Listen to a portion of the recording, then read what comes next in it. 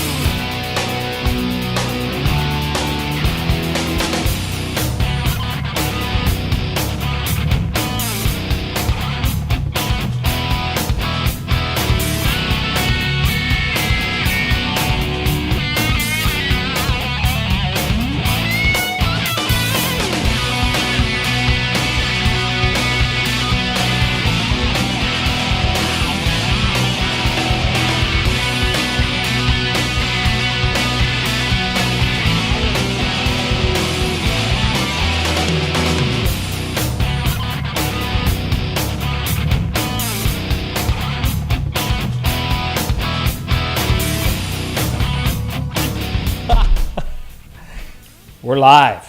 We are here. We're going. We're moving. We're shaking. We're moving.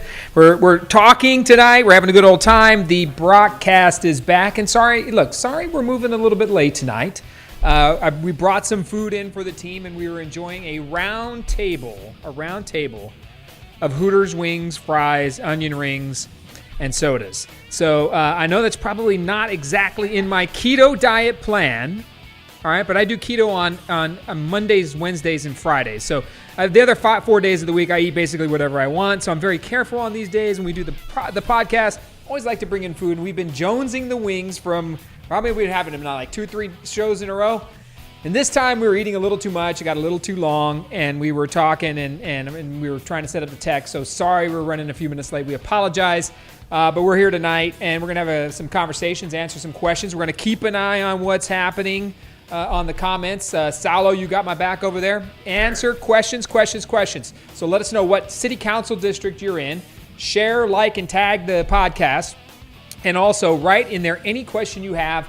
Tonight we're taking it again easy. Next week we're going to start bringing guests back in and getting back into the flow of things after a few weeks of having some hard-hitting guests, some tough questions. We had Black Lives Matter come in, Reliable Revolutionaries. We brought in Chris Forbrick, and we had back-to-back broadcasts. We were really digging into issues in the community. And last week we broke some down, just me and Salo. Today I'm going to break some more stuff down tonight and have some conversations about what's happening in the city. And then next week we're going to bring guests back. We've invited folks like Tony Gonzalez in, the current leader in Congressional District 23 is going to pop in. He's watching, so Tony is winning right now. Tony is winning. And I don't know if they certified the vote yet. May want to ask Tony if he can post in there. Tony's up by, last I saw, 27 votes.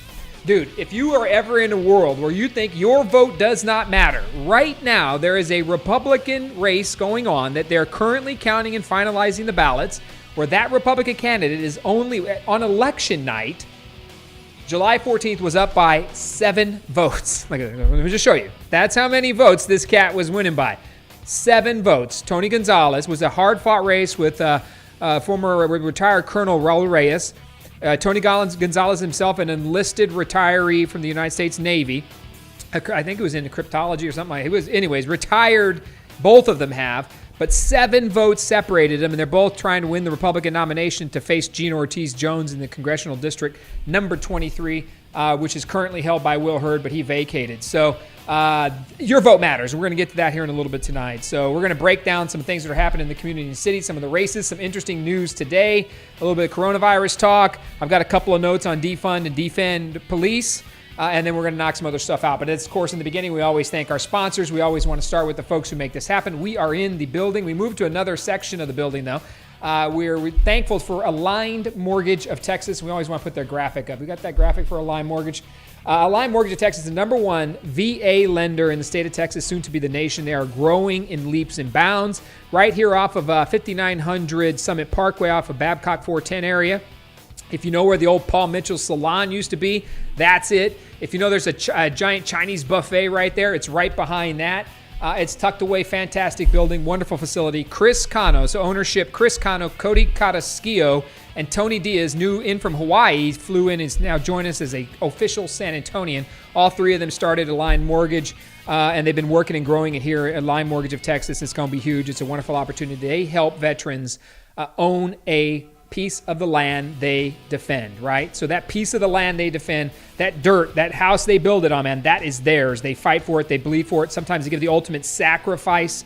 And they deserve a piece of that home loan to help them really have a place, right, for family to grow old in, their kids, you name it. Lime Mortgage of Texas doesn't just provide a house, man. They're providing, right, that loan. They're providing a home, and they're providing a sanctuary for military families, man. And they, by the way, they take care of everybody. So this company does every type of loan under the sun, but they really try to specialize into veterans. And as a veteran myself, I can't be thankful enough for the service of the people who come through this door, the people who own here, owned by veterans, led by veterans across this company.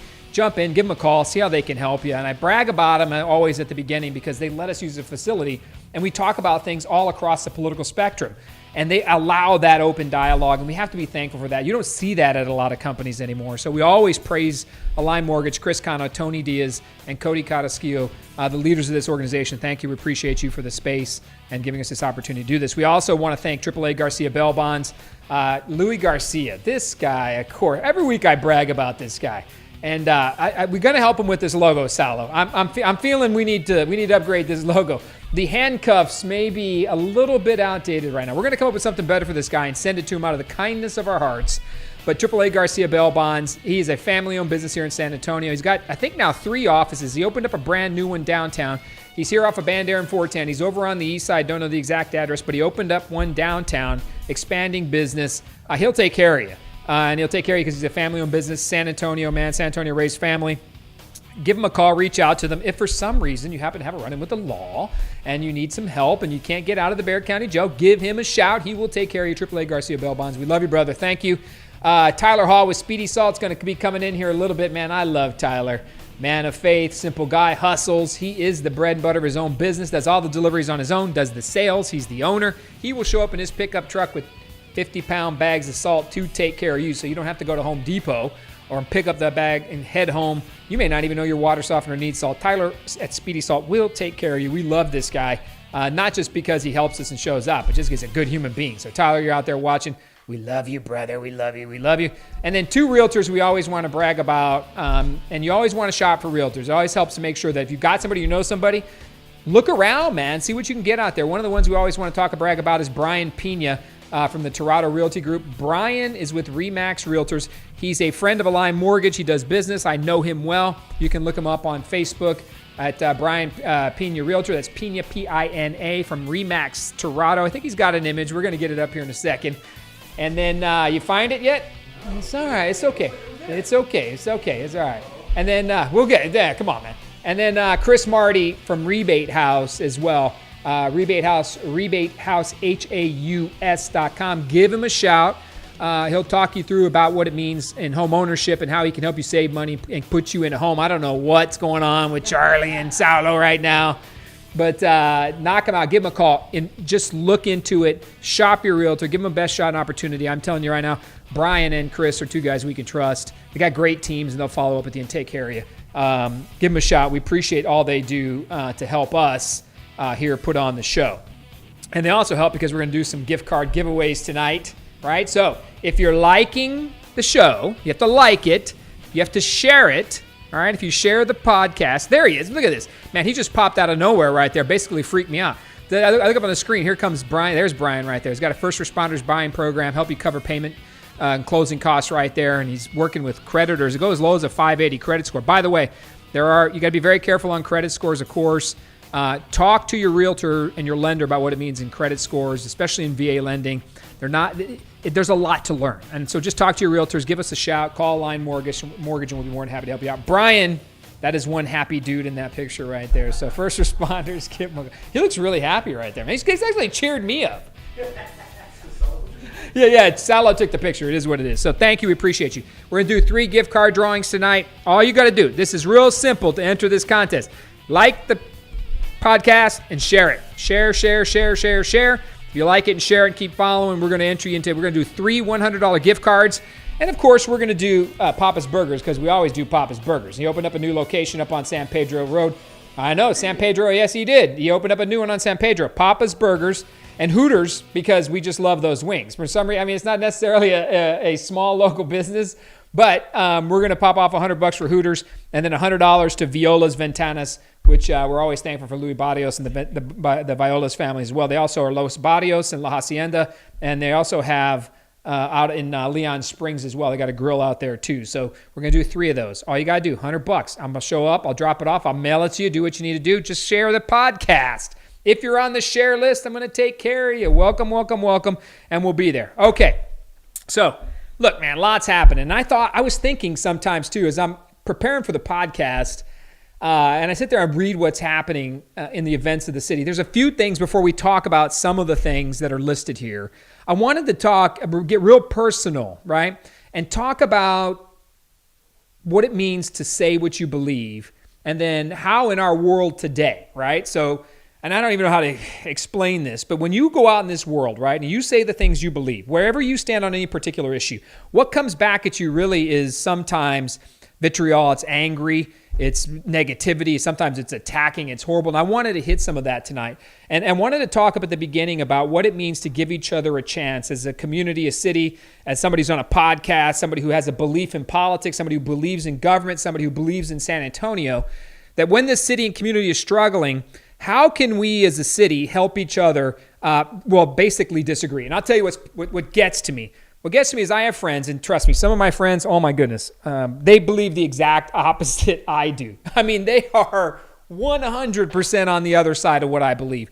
And they come on the page and I'll post something. And sometimes I'll be honest with you, I don't always post the greatest commentary or share the greatest stories. I don't always read everything. So I'm going to get like completely honest about who I am and what I try to do on the podcast. So I'm going to tell you what I try to do, and then I'm going to tell you what actually happens. And then I want to make sure all of us understand that we all have to allow that kind of debate. We have to forgive each other, but we got to let things happen, right? We got to have conversations about what kind of city we want to be.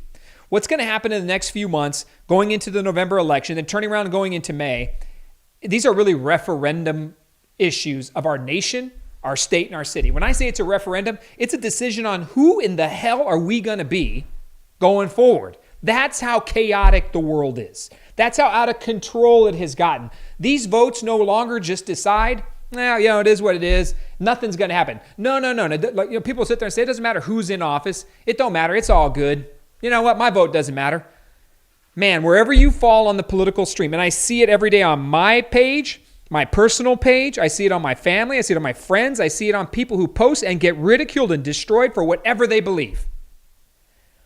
Never is it going to be more important than this November. And friends, I don't care if you're Democrat, Republican, Independent, Progressive, Liberal, I don't care who you are. I don't give a damn. It is never more important than to vote in November to find out, number one, who the heck is running. And by the way, dig deeper than a straight ballot vote. If you got any heart or soul at all, don't sit there and just click the button all the way down because you're a Republican or you're a Democrat. So dig a little bit. And then when that finishes up, we're going to go into December, January. We're going to have a new president one way or the other. We're going to swear somebody in late January. And then we're going to go right into the mayoral and city council elections in May. And if you're not happy, if you think this city, right, is on the wrong track or we need to do things differently, here's your chance. If you think the nation is broke, here's your chance. 17% voted in the last city elections in the runoff. Come on, the average is 12, 13% of this city who are voting. Now, we're going to see record turnout in November because people are as polarized as they've ever been. But I got to put it down because I have a friend, Mohammed Rasul, and some of you, he comes out and he says things on my page that, boy, sometimes boil my blood. But I don't delete his stuff, and I always recognize him as someone who's a fair player. I think some of his ideas are they're loony, man. I'm like, whoa, boy, you're out there. And he looks at me and says, man, Brockhouse, do better. You're insane. Your stuff is crazy on that one. We push back and forth. And then other people jump in and insult him as a human being. So I'm watching this. And my wife, who frankly is my compass for the most part about all these things, right? When I sit there and I'm trying to do my work and I post stuff, my wife is usually the compass that says, you're broke, you're wrong, you're going south. You need to move east. You need to think about this. Don't say that. Be very careful. So that compass is always telling me, watch what you say and defend some of these people. And for the most part, I always say, I'm just going to let it go. Because if I just let it go, it's a free space and a free forum, and we should be kind and just let people talk and say whatever the hell they want to say. That has to change. It cannot be insulting. It cannot be rude. It cannot tear each other apart. And I'm guilty of it too. Don't get me wrong. Sometimes I get into it with a few people. And I get into it with them and it gets embarrassing in the back and forth and I usually stop. There's a woman, and I don't know if she's ever actually watched my podcast, but she got into it with me the other day. And I think I know her husband. And her last name is Van Kijken. And so I don't know... I think I know her husband. I think I used to work with her. But anyways, she got into me on one of my posts because full disclosure, I shared something without reading the whole thing. And you get burned, man. You get burned, right? So she called me on it. And the best and easiest thing you could do most of the time is just stop, right? So I tend to just say a few things, then I had to stop. Because at some point, okay, I got to fix that. So... and this woman who called me out, she had me dead to rights, and I appreciate that. Like, I'm not going to sit there and say and that's not the only time either. Mohammed's caught me on a few things. Other people post and say, hey, Greg, you can't do that. So we have to think about, right? We have to think about, okay, how does that all add up, and how do I allow myself and the team and people who are following, how do I let them be them? But still standing up for what I believe in. Boy, that is as difficult as it's ever been. And usually when I see that, I just stop. Because if I stop, it will end up going away. And there's a lot of fake profiles, and no joke, right? People create these profiles, and my feed stopped on my computer here, so I got to reset it so I can see the comments. But a lot of times people create fake profiles so they can be even braver on social media, right? And they're hammering you and jabbing at you, and yet they have 2 friends, right? Or they got 100 friends, and you've never heard of any of them. And some of them are from Serbia, and he's got friends in North Africa and friends in China. And you're like, how do they even know these people? Fake profile. I'm just telling you right now. So they go on there and they hammer you. So we have to look, it's okay to make mistakes, right? And I'll do it, and I'll take full ownership for that as well. And I want to take what we're doing as a podcast and in the conversation, and I want to go out, and this is kind of like a fair warning to people. I want to go out and start to interview people who just do not believe what I believe. But they're just completely are different than me. Because at the end of it, like Miss Van Kijken, who called me out and said she's disappointed in me. And look, it's a game, it's a numbers game too, right? Like at the end of the day in politics, 50 plus 1 wins. Nobody wins with 100% of the vote. Nobody does, right? And anytime there's 2 or more people, there's disagreement. So it is what it is. And I don't expect everybody to like me. Hell, half the people that come in and chime in are going to hate me as it stands anyways. But at the end of the day, you got to take, right, a little bit. What I'm asking is let's take a little bit of that other side and let's think about it, right? So by thinking about it, I mean, let's entertain it. So going forward, what I hope to do, and some of the comments are popping up, thank you. Going forward, what I hope to do is to invite more people in who believe the exact opposite of me. And even if they think I'm a total fool and I'm ridiculous, I still have an audience and a voice. So show up and let's talk about it. And then I'm going to try to be more, police a little bit more of what's happening on the page, because if it's one thing to say that things are terrible and broken, but where I think Miss Van Kijken brought me some peace and some knowledge was that have some ideas to fix it. And I like to talk about my ideas, and we'll stream them and talk them, and it's like a stream of conscious. I just go. I could sit here for 2 hours straight and talk about politics, and I can make fun of a lot of people and issues and things. But if I don't know, if I'm not talking about how to fix it, then we're not really doing the full extent of what we can be as an information source and as a podcast. You may not like what I have to say, but at the very end of the day, I hope you come on a page and you say, I'm at least going to go listen, and that's a space where I'm going to be able to say things. So be prepared for a few things. Number one, we're going to bring in people who don't believe what we do. We have to. If we don't, and I'm not saying we're ever going to unify the city. I'm not saying we're going to do any of that. I'm not saying we're going to, this all of a sudden be kumbaya and we're all best friends, but we're going to bring in people and have conversations with people who simply think I'm full of it, and the beliefs and the people who believe what I believe, that we're crazy. Let's talk to them.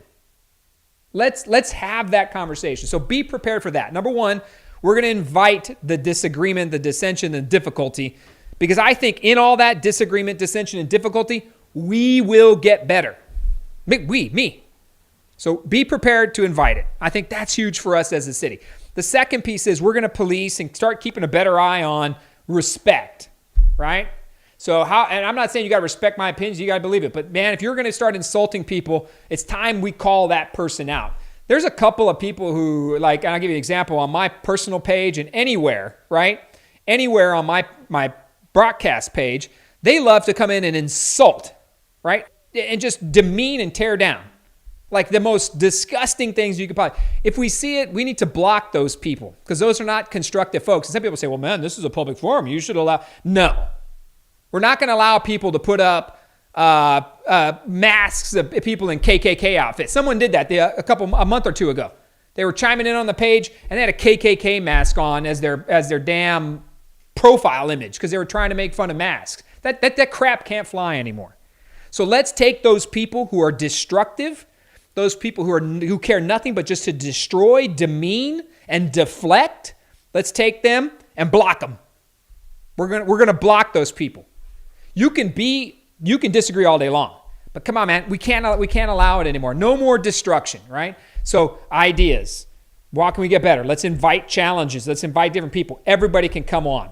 Let's talk about the hard issues and let's get out in the community and come up with some ideas because never is it more important than this November. Right now, the short-term thing is this November. Period. Right? And someone says right there, Ernest Taylor, well, you already have that happening. Look at some of these comments. Amen, block, and we can agree to disagree. Love the Moreno t-shirt. Thank you, Jesus. I'll talk about that in a second.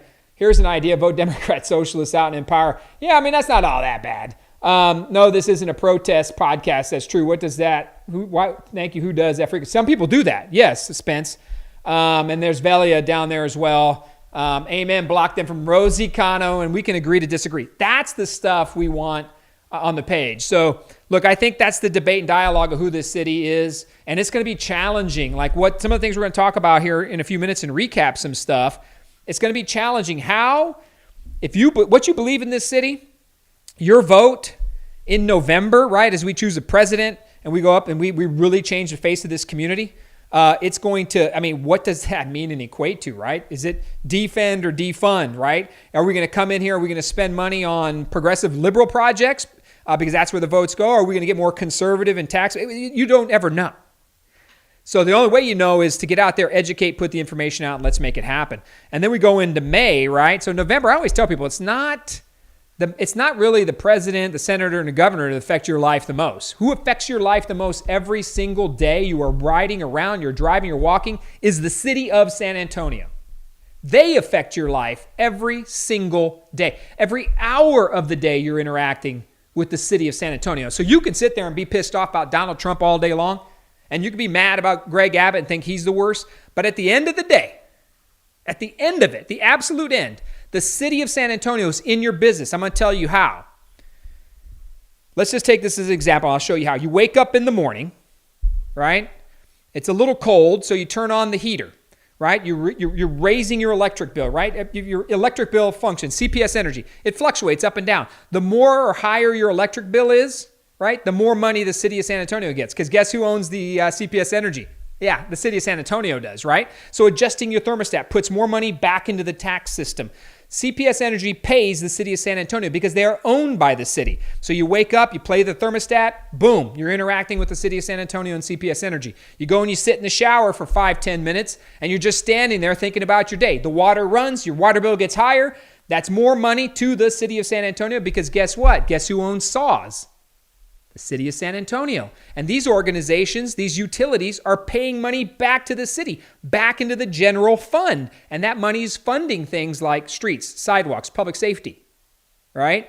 And now it's funding different programs, everything from pre-K for SA to the Mayor's Housing Policy Task Force to Green New Energy Deal ideas. So your dollars that you're spending every day, boom. And everybody's a taxpayer in this city. I don't care if you're 3 years old or you're 103 years old. If you walk into somewhere and you buy something in the city of San Antonio, those taxes make you a taxpayer. And those taxes are going into the system. What in the hell's happening with the money? Where's it going? You have to know because they're affecting you every day. You get in your car, you walk out, walk on that street, you go on a sidewalk, city of San Antonio. You get in your car, you drive around, you're on city streets. You stop at a city stoplight, you see a police officer. You go through your day interacting with the city government all day long. Think about that. And the cost is something as simple as your trash, right? The trash shows up on Wednesdays and Saturdays, right, with recycle.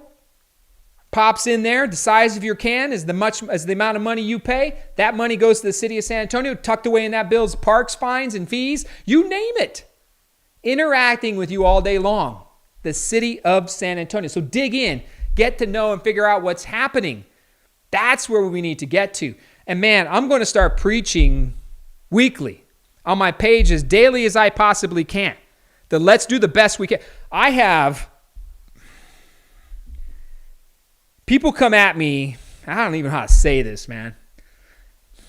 People come at me every stinking day. And it's not kind. It's hard. It's difficult. And they come at me with like the most hurtful attacks you can imagine because I just believe different than them, and I take it.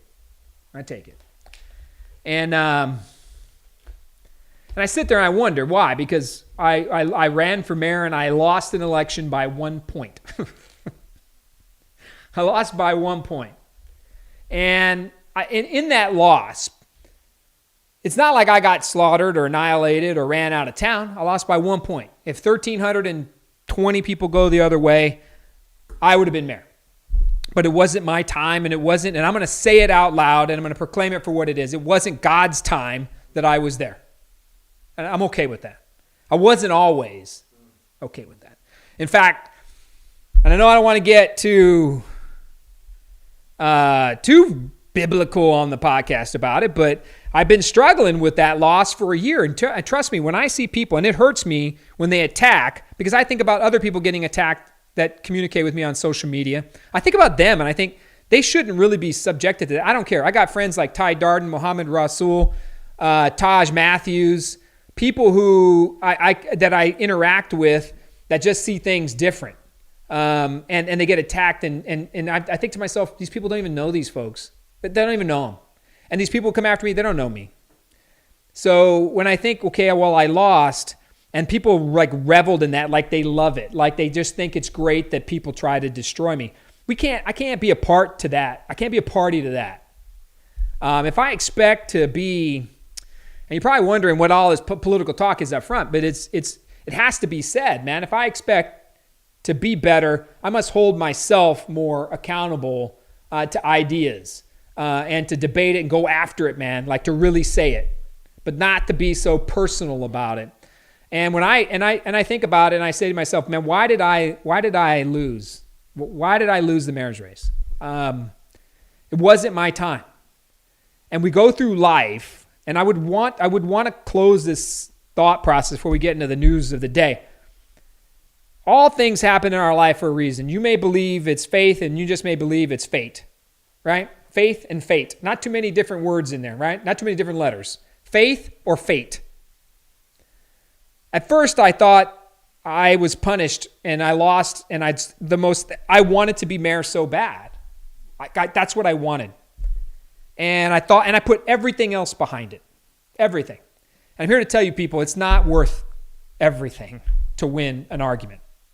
It's not worth anything and everything to win an election. It's just not. So the issues of the day, we should care about them wholeheartedly and fight and argue with them and go as fast as we can. And then the minute it's done, we need to move on and be as respectful as we can. Because if you live in that, and there are some people, oh my God, I swear to God, I rent free space in their head. Like they live to destroy me. There's a couple of them, it's like there's their life's mission. And I'll never fix that relationship. But I need to try. And if it means that I continually pound my head against the wall and it never works, then we'll settle it at the ballot box. That's where we'll settle it. The fair way that men and women have defended this country and fought for years. But I don't want people to be discouraged by it. I don't, man. I don't want people to think, I can't engage this because it's ugly, and I can't engage this because it's disgusting, and I hate government, and I hate city council, and I hate the mayor. I don't hate Ron Nirenberg. It's not worth the energy or time to sit there and try to tear each other apart. I'll tear you down as best I can professionally, and then I'll end the conversation and move on, because every chip I take out of you is a little chip I take out of me. So I'm calling you out for the speck in your eye, and I got a log in mine. So we got to get better. And I don't know what that means, but I do know that I searched for an answer as to why I didn't win. And the answer was, I wasn't ready. It wasn't on God's time. And to put everything before, right? Put everything behind, right? That goal is dead wrong. So I can't give up because I love politics and I love this. I love talking. I love these issues we're going to talk about. We're going to have a conversation about. And I care about the city. And for all of you that'll never see that in this or me, that's okay. And I've learned over the last 3 weeks. I have a very good friend here, a couple of them at Align Mortgage, and that's where I work, in case you didn't know. And in that sanctuary, this business, I found what it means to let's say and put our heart into it, and then stand on what you believe in, man, and wish it the best of luck. And that's what we need to get to, right? And respect your partner, your friend, even your enemy. Get after it, make it happen. And you know what? At the end of the day, walk away from it with your head held high. That's what we're going to promote and do. And be prepared for it, man. Be prepared. And if you get me, I will own it. Like Miss Van Kyken. She called me out. She was right. And I'm going to send her a message tonight. And I'm going to tell her you were right and I was wrong. I posted something without fully reading and understanding it and giving it what it deserved. And I own that. But it's not from a bad place in the heart. It's just hustling life, and you say and do things and it goes south. And you're not meaning to do harm. Some people mean to do harm, but 99% of people don't. So let's get there. And if it's never meant that I ever be elected again, I'm okay with that. But I'm not going to run and hide from a podcast. I'm not going to give up. And all you that want me to give up and disappear, I'm not going to do it. Because I love the city. And I hope that you get there too. And have those issues in the debate. Man, let's get to work on it, right? Because there's a ton of stuff. And I've just wrote down 5 things we're going to talk about tonight because I want to stream through them. And I want you to know that these are the issues we need to be fighting for, whatever side you're on. And I think we're going to get there, man. I think we're going to get there. I think we're going to make it happen. So be prepared. Let's care. And let's dig into some issues. And I've got some pictures. And I put a few memes up because we hadn't gone there in a while. So, all right. So do I miss any comments in here? Let's go. But let me see if I missed any. Ooh, boy. Can you scroll on that side thing right there? Let's see what we got. Let's see what we got up here. Comments, bro. Man, some comments are burning. Yeah. Where are we at? Marshall says good, positive message. Ron went low. Yeah, well, Ron did what Ron needed to do. We're building an army. For the next round. Gabriel, attack on someone's character. Hold on, stop right there, Gabriel and Gregory. Attack on someone else's character has an effect on our own character. Yeah, it does. You're right, Gabriel. You're right. And if it says a lot it says more about you than it does about the person you're attacking. I just want to throw that out there. And it takes a lot of courage to put your name in a public arena, right? And to make it happen. And this is still a public arena, right here. This is. Good positive message. Rosie Cano.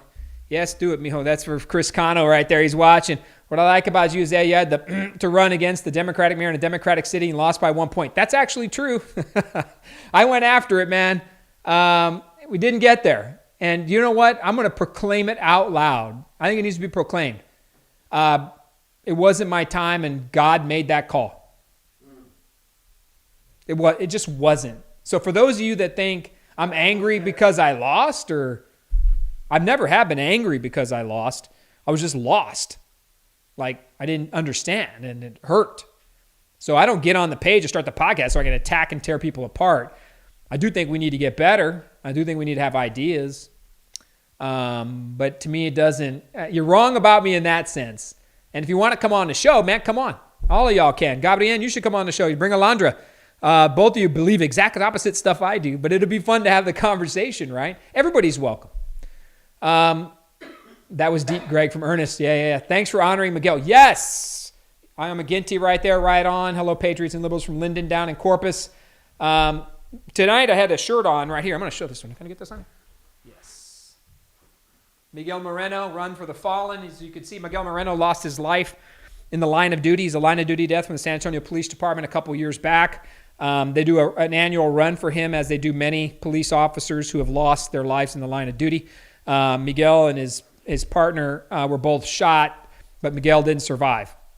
And when a police officer goes down the line, it is just the community, everything rallies around that, right? When we lost firefighter Greg Garza, Bobby Deckard, we can go right down the list, Ben Marconi, Miguel Moreno, Scott Dean. When we lose a first responder in the line, it unites the community for a couple of weeks, and then we lose that as we forget.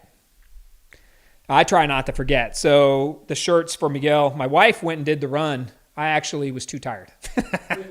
Oh, no, I'll say tired, but it was too lazy. No, I'm just kidding. I actually did my run around the neighborhood.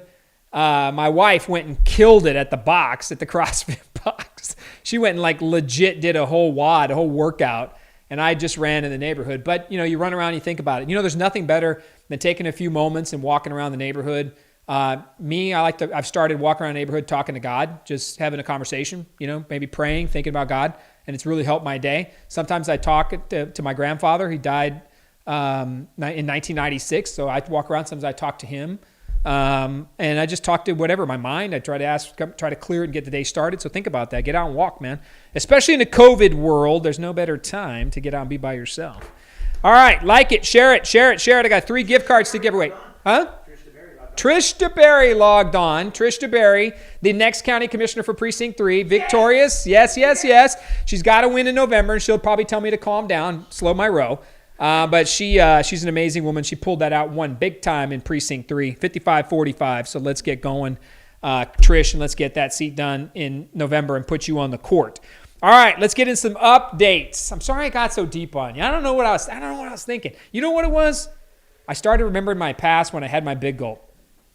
That's what happened. I started thinking about John Jay High School. I said, hold on a second here, man. I'm going back. I'm going back to Apatitos on Marbach Road. Not the Apatito, before it burned down due to the insurance claim. Apatitos, the original Apatitos, man. I went old school. Marbach Road, John Jay Mustangs, man. I went there and I got deep. I started reminiscing. I said, man, I can do better than this. I can do better. And then I went off, all because of the big gulp. There it is right there. 3 gift cards. Hooters Wings, $100. Papa's Burgers, $100, and Viola's Ventanas, 3 of our favorite restaurants. By the way, just to make a mental note, they're all in District 6. All right, District 6. Share the post. If you share it, I'm going to pull your name out of the hat, and you may very well win the gift cards, and we're going to have a good time with that. All right, let's talk about status updates on coronavirus. Man, I don't know about you.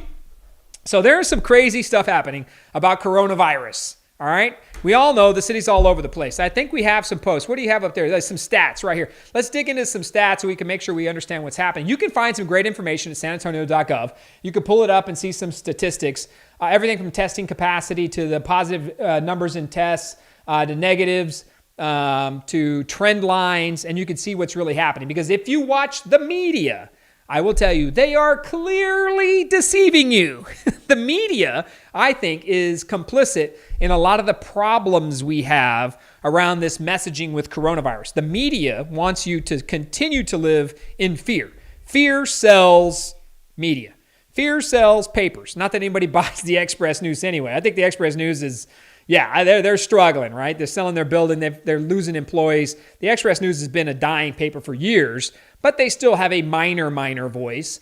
And what they do is they like to sell the drama, right? If it bleeds, it leads. And that's what happens. And a lot of times those negative statistics are what's all over the media sources, every stinking one of them. So if you want true data and stats, go to the sanantonio.gov website. They have information there.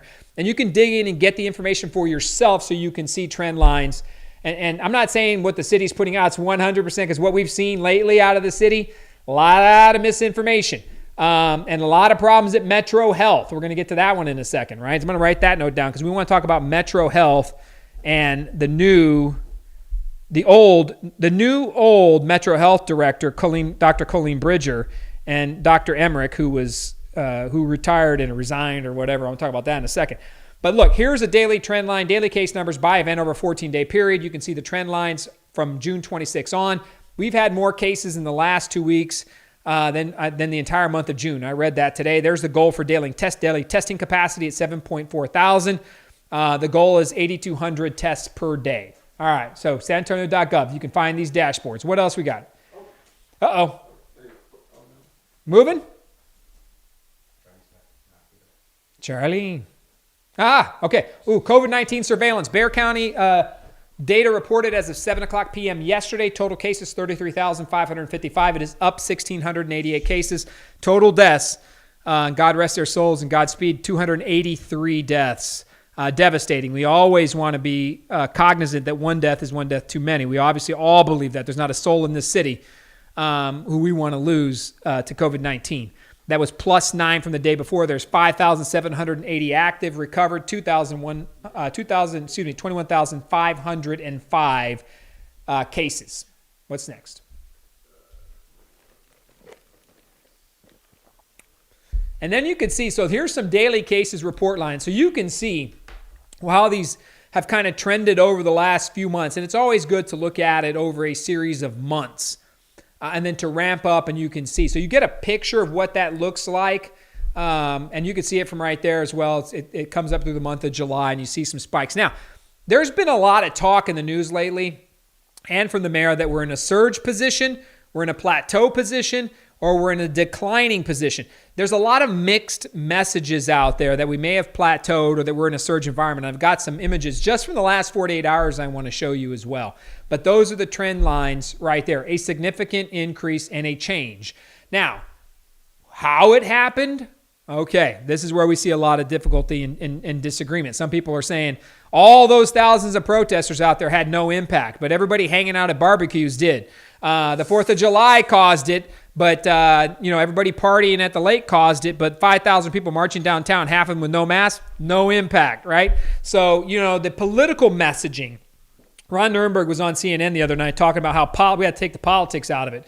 Well, it's kind of blatant to a lot of people that when you single out certain groups for their practices and policies and you ignore the other side, so you say, hey, you know what? 5,000 people walking together downtown, no impact.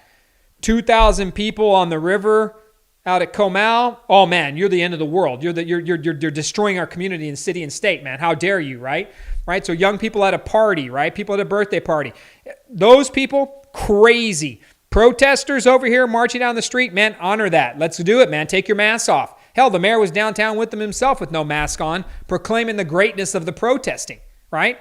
No impact, total fault. So the messaging is all over the place. What do you got any more on the trend lines, on the stats? I think we had a couple other things that we could show. Okay, so check this out. This is an interesting piece. The last 48 hours, Charlie, and there should be like 4 of these. This is the Rivard report from July 22nd. Just in case you didn't know, today's July 23rd. Officials not letting guard down as Bexar County COVID-19 hospitalizations decline. Okay, that's from the Rivard report. Next. Predictive models of the local curve are pointing to a plateau in the coronavirus cases. And there's the Rivard report again, 31 minutes ago. This was earlier today. Hitting a plateau. Models show local COVID-19 outbreak leveling off. Okay, now, in case you didn't know, I just want to be very clear because someone's going to say, hold on, Brockhouse, you're full of it. A plateau means it's reached a peak. And if it's reached a peak, the other side of the plateau is the decline. Now, it could stay plateaued for a period of time, and it could increase. But a plateau means that there is a leveling effect, and there could be perhaps a reverse of the trend line. That's what a plateau is. A plateau is the peak or top. Next. This was on July 22nd. So the same day, the Rivard report says, right, we're in a decline. Here comes the mayor of San Antonio. We are seeing a surge. San Antonio mayor blames July 4th, right? So as COVID-19 cases grow. So the coronavirus is unrelenting with 9 more deaths. There is a surge in the death count. The mayor's claiming a surge in COVID-19 cases as they grow. So competing messaging here, right? The mayor's out there telling everybody to blame the 4th of July, right? Not protesters. We're not blaming people walking by the thousands downtown. We're blaming the 4th of July, just like we blamed Memorial Day. Never mind the tens of thousands of people protesting. No. It's due to you partying. Wrong P word, right? Protest, good. Party, bad. Fun, yeah, we got another one on there? All right, and here's the Rivard report yesterday as well. The local outbreak could be actually, this is today. The local outbreak could be approaching a slowdown if current trends hold, officials said. All right, we're in the middle of a plateau. We're experiencing a peak right now, and we've got to work through it together. Are we surging or are we peaking? You want to know why people don't trust or believe government right now or the media? It's because their damn messages are different within the same day. So you cannot sit there and say this is anything but a messaging nightmare. And people, frankly, are split right down the middle on the situation. Now, you can be a pro-mask, wear your mask, do it, take care of the community, or you could be on the other side of the person who's like, look, this is my damn personal freedom. I'm not going to wear the mask. And how dare you mandate it? And that other group is going to say, hey, man, you're destroying my life. You're risking my life because you won't put a mask on. We get it. It's a split conversation. Me? I wear the mask. It doesn't bother me. When I come into my place of employment, we require the masks. Any business in this town, you may not want to wear your mask, but if you walk into their building or establishment and they're saying you wear the mask, that's their right. They don't have to serve you, right? If you don't want to put the mask on and they refuse service to you, so be it. But at the end of the day, this mixed messaging, right? We watch what's happened out of Metro Health. If you notice, Dr. Bridger, who used to be the Metro Health director, resigned to go make money off of, right, to go be a private consultant in this world and arena of this pandemic response. Dr. Bridger left the city of San Antonio, went to go open up her own company, and what I read was that would be contracting with the city and advising other municipalities in pandemic response. They replaced her with Dr. Emmerich, who apparently had a horrible relationship, according to released private, or not private, but city emails, showed a horrible relationship within the Metro Health Department. So they're arguing, they dislike each other, and these are the leaders of the pandemic response. And Dr. Emmerich was out of a job as about 2 weeks ago, resigned, saying they should appoint a person of color. That was their excuse. We should appoint a person of color to lead Metro Health. So therefore I'm leaving because I feel bad about being, white guilt. That's why she resigned. Seriously? That was the original story. Turns out that there was mad dissension within the ranks of Metro Health leadership. Now, whether or not they disliked her, trust me, Dr. Emmerich, I don't know where her real reason is for leaving or how she felt about it, but I do know that she's public enemy number one for Dr. Bridger and the city machine right now. They've been trashing her in every conversation, every outreach, every press release where they possibly can. They're saying all these unstable things about her and how difficult an employee she was. Human resources is out the window when it comes to Dr. Dawn Emmerich at the city of San Antonio. They're saying anything the hell they want to say about her. And Dr. Bridger is out there leading the pack, right? Telling people that she is unprofessional, she's rude, she's mean, she's demeaning. And these are her performance reports, and they're talking about this stuff. So there is dissension and upheaval within Metro Health. And now Dr. Bridger's back to run Metro Health and to get that shop under control for whatever's that worth. So the media is still digging in and uncovering that and trying to figure out what's happened. They did open records requests and grab that information out of there. So now we know what's really happening because there have been messaging issues.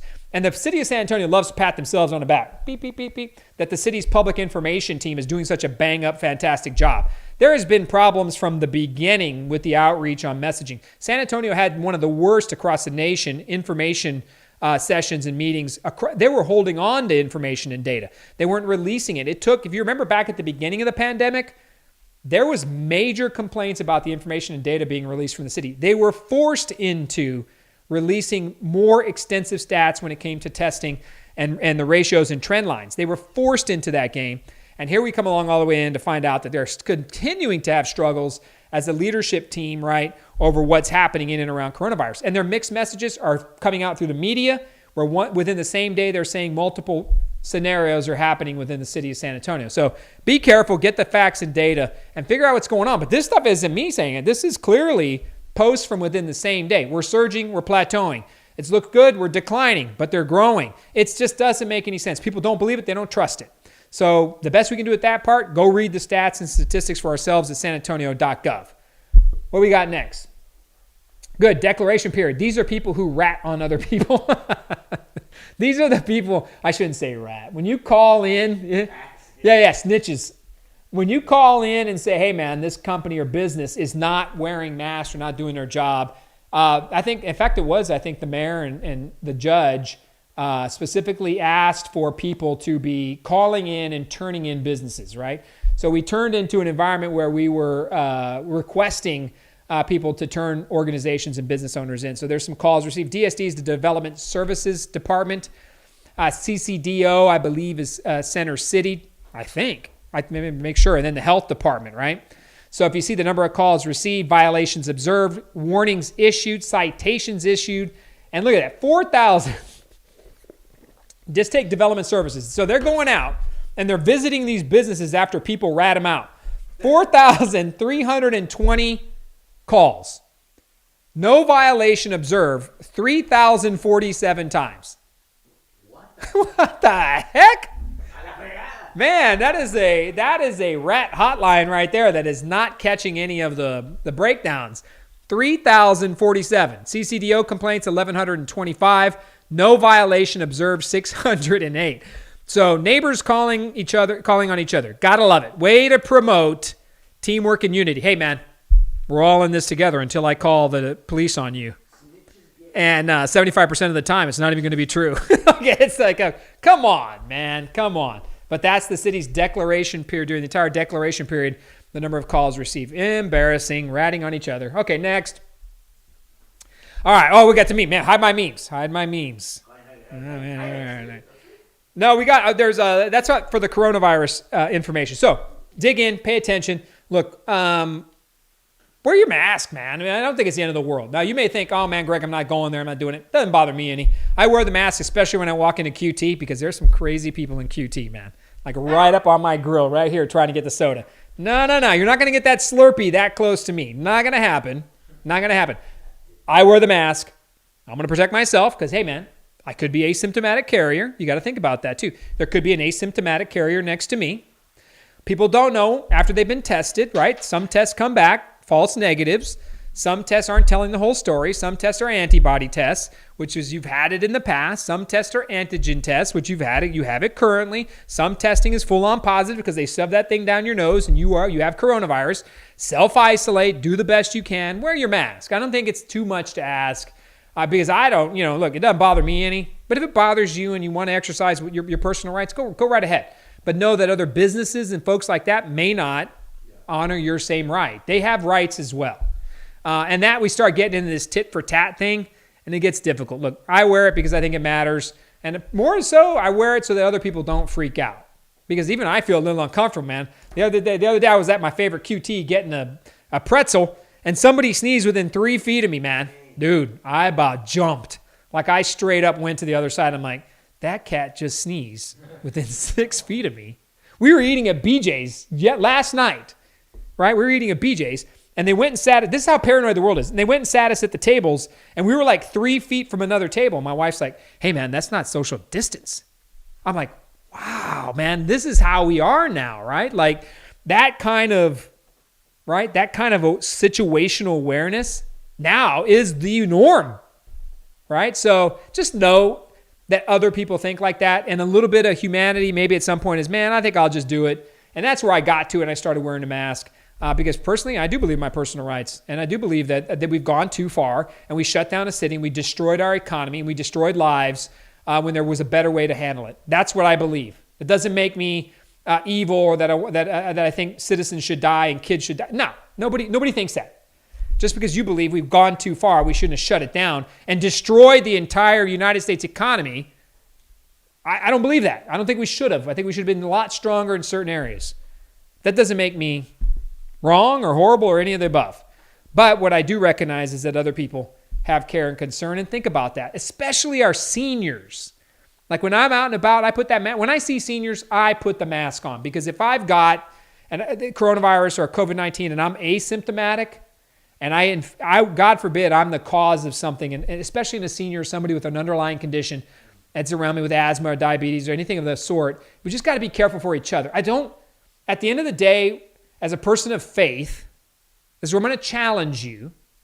As a person of faith, think about your brother or sister. That's it. In Christ. In the Lord. Whatever faith it is you honor. What's that, Sella? Being considerate always wins. Consideration always wins. Just a tiny thought. That's all. You could still have your rights and be a citizen and be conservative or Republican or Democrat or liberal. You can still own your rights in life. And you can still make your own call while thinking about your fellow human being. Because they could be really scared shitless. Yeah. That's the truth. Especially, I think about my grandparents. They're long since gone. They're with the Lord. But I think about if they were alive. God forbid, I would be, so I wear the mask for that. Just a thought. You don't have to go off on me on the Facebook. Just a thought. Just a thought. All right. So coronavirus, there we go. November vote. So we just finished up some elections. Something very interesting happened today. Cynthia Brem, the chair of the Republican Party. I don't know if you read this. Cynthia Brem, the chair of the Republican Party, lost her chairmanship, 62 to 38. I think it was a whipping. John Austin beat Cynthia Brem, and Cynthia Brem has quite legendary name in Bexar County politics for the Republican Party. She's public enemy number one for the San Antonio Express News. They go after her, they destroy her. They've come after her for years. Not saying Cynthia doesn't give them some of the fodder, right? Like she's done some things that have really drawn that on her. Today, she filed a press release and she's saying she's not going to certify the results because the election was entirely fraudulent. Wow. So I don't know what to say. You lose, you lose. And when you lose 62-38, that's an awful lot of fraud. Like, if you're going to go fraud an election, you're going to make it like, I don't know, look, like my race, right? 51-49, like just a tiny little sliver. When you lose 62-38, that's not fraud. That's just not. And I'm worried, right? So Republicans, I have Republican friends, tons of them. I have Democrat friends, tons of them. Republicans, you need to get your act together. It's time to let it go. You need to get with your chair. The precinct chairs need to sit down and say it's time to change the reins, and let's put that to bed, because that serves nobody any good calling an entire election fraudulent, right? There are many Republicans who won, worked hard, earned the seat. To call an entire election, right, a fraud is an embarrassment, and it hurts the entire party. It hurts everybody. It's time to go. You lost. The public spoke. Doesn't mean you have to get out of politics or stop working hard. I didn't. I lost. I didn't crawl under a rock and go hide somewhere in San Marcos. No, I stayed involved and I keep going. This is a scary proposition for the Republicans, for the Republican Party. If they don't certify those results, that's an issue. Certify the results. Finish it up, Cynthia. We thank you for your 2 years leading the party. It's time to move on, right? Don't embarrass the Republican Party, because with the way it's going right now, I'm telling you, Donald Trump is in danger of losing Texas. This is no joke, right? So if you care about your party, you're going to have to recognize that the president is struggling in Texas. Historically solid red state. We get it. Joe Biden, when he actually comes out of his closet, because I don't know where he's been hiding forever, right? This guy basically doesn't have to campaign. He just needs to let right now he's watching the president, and that's all he's doing. He's not doing much. Joe Biden is not really running anything of sort. He's in a basement somewhere, hiding out, waiting for this thing to blow over, and meanwhile, he's growing in the polls. You know why he's growing in the polls? Because the president has made some errors and some unforced errors, and there has been problems with the economy and the coronavirus pandemic response, and it's costing the president votes. And it's challenging, right? He already lost the popular vote in the previous election, but won the Electoral College. Remember, we talked a couple months ago that those states that he needed to be leading in from an Electoral College perspective, about 8 to 11 states, he was already there. He was doing well. That narrative is now flipped. He is not leading in all of them. And if Texas is in play, Democrats, don't get all excited. Don't think, oh man, we're turning Texas blue. The only reason you're in play is because it's Donald Trump. That's it, right? When Nikki Haley's running for president in 2024, you ain't going to win Texas. All right? I'm just telling you right now, this is a red state. You just have the good fortune of running into a president that's struggling right now. But if Biden wins Texas, it's over, man. There's no recovering from Texas. You lose Texas, it's a done deal. You can't win the Electoral College, it's over. So little things like, I don't know, not certifying election results and not taking your defeat graciously. I lost, hurt the hell out of me. I was sad, and I stood up and congratulated the victor. And I stood up in front of the crowd, and I said what needed to be said. That's the hallmark of American democracy. You lose, you transfer power. That's how it goes. I don't care if you're running for the school board or you're running for president of the United States or mayor of San Antonio. If you lose, you do it gracefully and you move on. Is there fraud in elections? Hell yes, there's fraud. I agree with that 100%. Is it 62-38 and they fraudulated 24%? No. You lost because of the record, and that's where it's at. Republicans need to be careful. Texas goes blue. Man, if it goes blue, it is not going to be. You want to energize Democrats, let them win one, right? That's the problem. When somebody wins one, they feel good, they get energized, they get on a roll. I don't care who you are. Republicans, pull it out, figure it out. November's also going to see some votes. So we're going to have to get into this. We're going to invite some people in who may be in the positive support for these things. There are some ballot initiatives coming up, and they are going to be huge. Huge, man. If you love politics, this is going to be great. Pre-K for SA is on the ballot in November. Okay? $40 million plus a year in your tax revenue goes to Pre-K for SA. We are going to vote to reauthorize it for another 8 years. The mayor has now added VIA on top of that and a workforce development program. that will be voted on by the public in November. Now, VIA is one of the most underfunded and lowest paid metropolitan bus utilities in the entire nation. I do believe in VIA at the right cost, with the right routes, with the right leadership, and the right game plan. I do believe you have to have public transportation, and VIA has the answers. We just got to help them get to the right answers, and we got to fund the right routes at the right time to get people moving back and forth to work and school, work and school, work and school. That's the power of VIA. It's an economic engine. It's an economic generator when used appropriately, and they think they need the help to get there.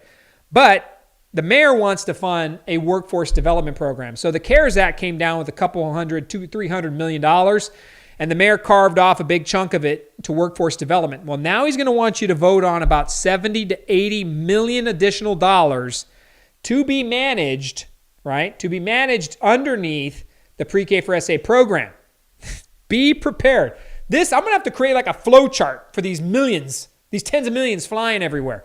Pre-K for SA, underneath that will be the workforce development program. This program is going to, now, I don't know where you fall politically on this, but we'll save that for another discussion. It will fund your tuition. It will pay for your babysitter, childcare. It will pay you $450 a week to go to school. It will pay everything for you to go to school, up to about 10,000 people. That is a huge government program. $70+ million. You're going to have a chance to vote on it. $70 million to Pre-K for SA, $40 million a year. $40 million a year to Pre-K for SA, $70 to workforce development. VIA, you're going to vote on VIA so that 4 years from now, VIA's not going to get anything in November or next year. The vote on VIA will in 4 years give them the tax money in perpetuity. So after they're done funding this workforce development program, which, by the way, this is going to be very fun to watch. The mayor and his best friend, Mike Flores, over at the Alamo Colleges, the chancellor over there, they're best friends, right? This is their plan. This is buddy-buddy plan right here. They're funding each other. That's what's happening right now, right? The Alamo College is going to utilize your tax dollars on this workforce development program. Never mind that the mayor and his wife and Mike Flores and his wife, they're all these four happy couple right here, and they're spending your tax dollars. This is a personal pet program. We're going to watch this over the next few months, and we're going to show you what's really happening behind the scenes. But you're going to get a chance to vote on all of this. You're going to get a chance. Not to mention the Mayor's Housing Policy Task Force at $100 million a year. Not to mention the Green New Energy deal. Man, it is coming. So like I said at the beginning, what kind of city do you want to be? This is it, right? Do you want this city to be where you're spending tens and hundreds of millions of dollars on these types of programs and let's vote it? Or do you want to get back to basics and say, you know what? Not every tax dollar needs to be spent. Not every tax dollar needs to go. Think about that. That's what's coming. That's in November. Then they're out there collecting petition signatures to fix SAPD. Fix SAPD. We need to track down the Fix SAPD leader. We need to bring her in here and let's have a conversation. What does it mean? What do you want to do? Do you even know what you're doing?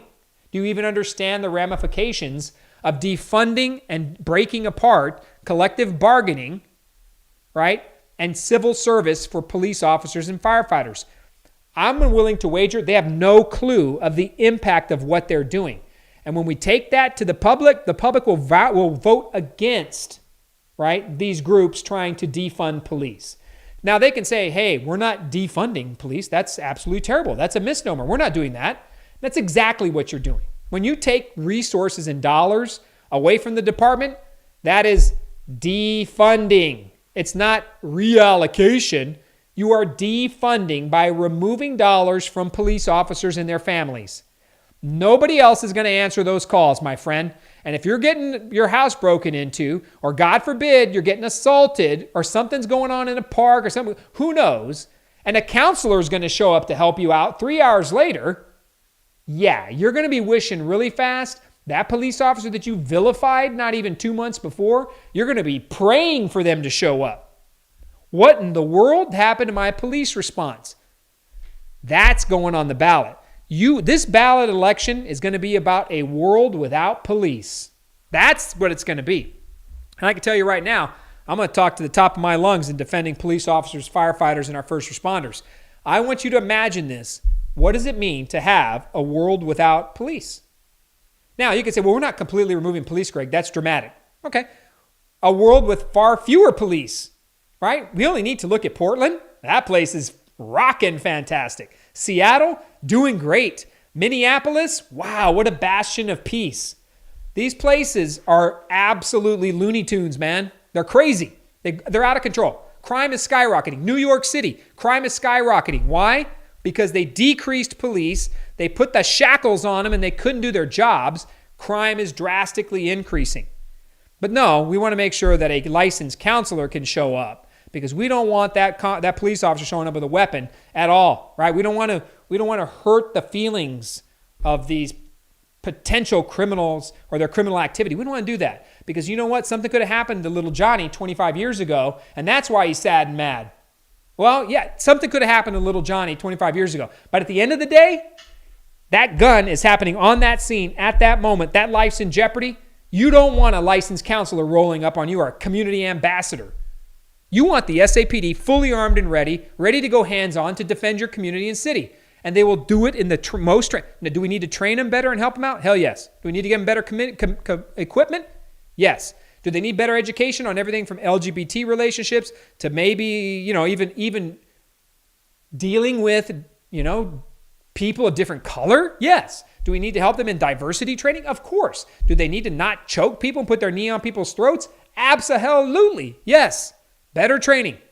Defunding, removing, sending money to mental health counselors and all this other stuff so the response? No.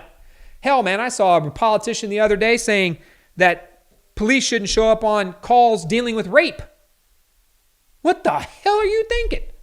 That licensed counselors should show up. That is insanity. There's somebody out of Minneapolis. It was in Minnesota. Unbelievable. So those initiatives, imagine, this is where I'm going to leave this one. Those petitions are going to be collected.